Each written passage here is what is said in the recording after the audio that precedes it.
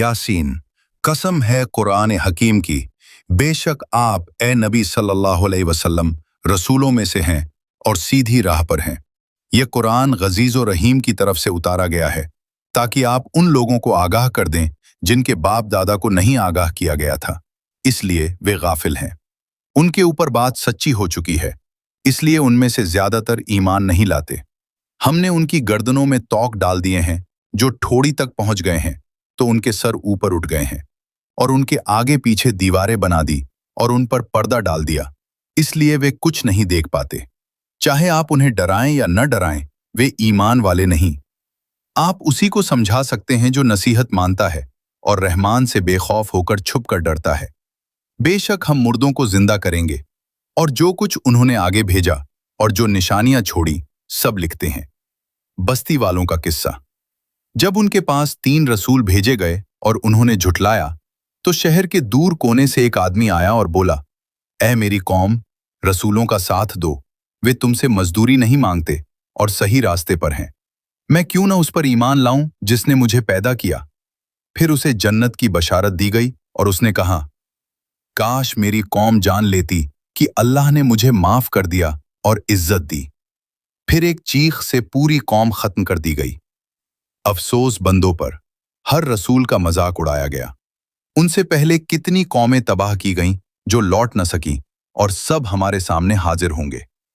उनके लिए निशानी है मरी हुई धरती जिसे हम जिंदा करते हैं, बाग लगाते हैं जिनसे वे खाते हैं। पाक है वो जिसने हर चीज के जोड़े बनाए, रात और दिन, सूरज और चांद, ऑल उसकी निशानियां हैं। सूरज अपनी मंजिल पर चलता है, चांद की मंजिलें हैं, न सूरज चांद को पकड़ सकता है और न रात दिन से आगे बढ़ सकती है। जहाज और सवारी भी उसी की रहमत हैं, अगर चाहे तो डुबो दे, मगर मोहलत देता है। जब उन्हें कहा जाता है अल्लाह से डरो तो मुंह मोड़ लेते हैं। खर्च करने को कहो तो कहते, क्या हम उस पर खर्च करें जिसे अल्लाह ने भूखा किया?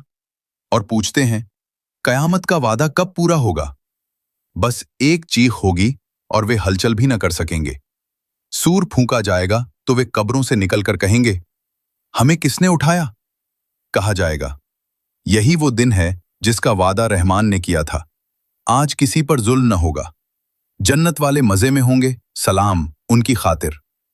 गुनहगारों से कहा जाएगा, अलग हो जाओ। क्या मैंने नहीं कहा था कि शैतान की इबादत न करना? आज जहन्नम तुम्हारा ठिकाना है। आज उनके मुंह पर मुहर लगा दी जाएगी, हाथ बोलेंगे, पैर गवाही देंगे। चाहे तो उनकी आंखें मिटा दें या उन्हें रास्ते पर मोड़ दें। जिसको लंबी उम्र देते हैं उसे कमजोर कर देते हैं। नबी सल्लल्लाहु अलैहि वसल्लम को शायरी नहीं सिखाई गई, ये साफ कुरान है। उन्होंने अपने लिए मवेशी बनाए, सवारी और गोश्त दिया। उन्होंने अल्लाह के अलावा दूसरों को माबूद बना लिया जो मदद नहीं कर सकते। इंसान नुत्फे से पैदा हुआ और झगड़ालू बन गया। कहता है, सड़ी हड्डियों को कौन जिंदा करेगा?